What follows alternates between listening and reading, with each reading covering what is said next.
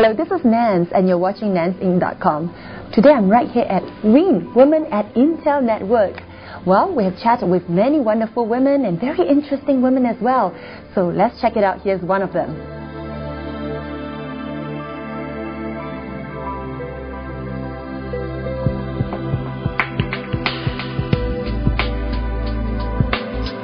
It was, I had a tough time choosing a career because when I went to high school, I guess, I don't know if it's lucky or not lucky, but I was interested mostly in all the subjects. I was a girl who studied a lot, so I was pretty good at every subject, which made it even harder for me to decide what I really liked. But I've always had it in me, a lot of compassion. I would be the student who would look after the ones who were excluded or bullied and stand up for them, and it was just in my nature, I guess, from the very beginning. And when I went to college, I started out as doing a medical school, and I changed because I was very far away from home and I was homesick, and I wanted to do a shorter university time period. So I actually changed and became an economic major. My father kind of had a part in it because he advised me to go into economics because he felt that I would be suited in a corporate environment. My father himself, having been a very successful manager and loving his career and being very passionate about it as well, and thinking that that was also suited for me. After graduating, I then started a career in business. I was a business analyst for a large MNC, and for 2 years working very hard and looking forward to going into business school. I didn't identify with the corporation. I can understand many people who do, but I just didn't work for me. So after some thought, I actually decided I probably needed something more creative because I didn't feel my creative side being expressed. And I moved into advertising, and I moved to Paris. I moved into advertising, and even then I felt that I needed to express my creative side more, and that's how I got involved into filming. And I went into film school, and I did film school in London, and I loved every bit of it, and I started making short films. I have one short film went to the BBC Short Film Festival, and I started working with DJs in Paris for ideas for video clips.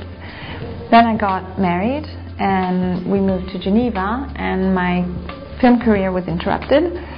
And in Geneva, the film industry is not very happening compared to Paris.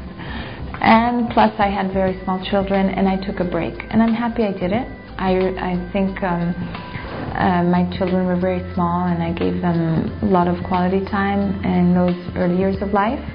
And when my youngest daughter was about 2, I really felt the need to go back and put myself back in challenge myself intellectually with some sort of professional work.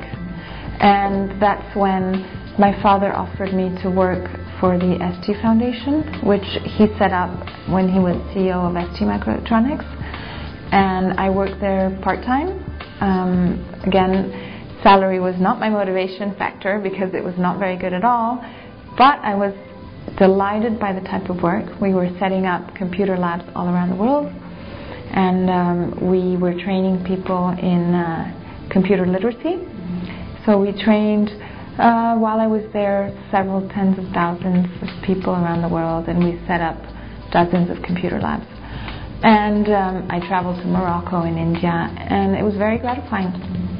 And I felt that, I thought I had really found something that made me happy.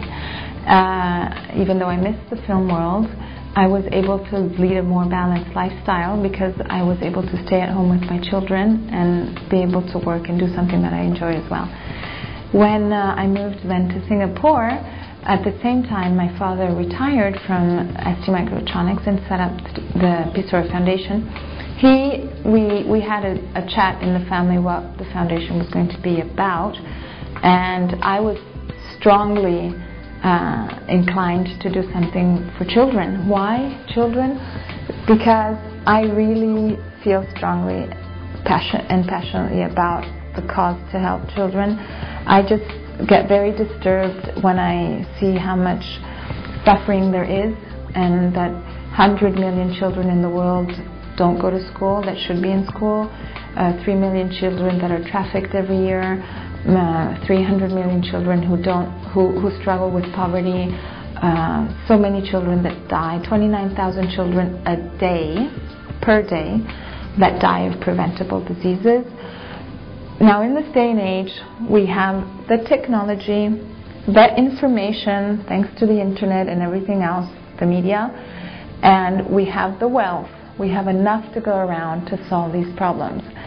And I just cannot sit there with my hands in my hands and say, I'm not going to be part of it. I want my grandchildren, and hopefully, when my grandchildren will be older, these problems won't exist anymore. But if ever I see them, I want them to be able to know that I tried to do something about it. And I think 100 years from now we'll go like, oh my God, those were barbarians. They didn't take of the hunger in the world. There were people dying of hunger when there was so much wealth in the industrialized countries. Why didn't they do anything about it?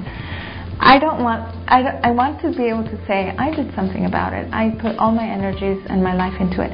And I do it because I think when I see those figures about indigenous children, I think it's abominable.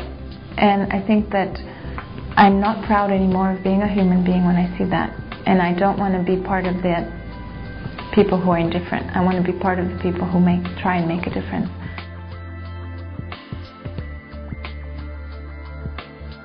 What do you think you can give?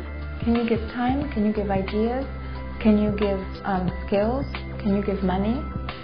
A lot of people don't want to donate money, but I'm telling you, $300 will give an education for 1 year to a child, and health care, and a meal. That's all they need. And I think we're pretty much all of us in Singapore, a lot of people in Singapore can spare $300. I'm not saying that everyone can. And if you can't, give ideas, give time, find out how you can help. There's loads of organization. You can find out about the Pistorio Foundation and contact us. Absolutely. So you can help in many, many ways, but do something.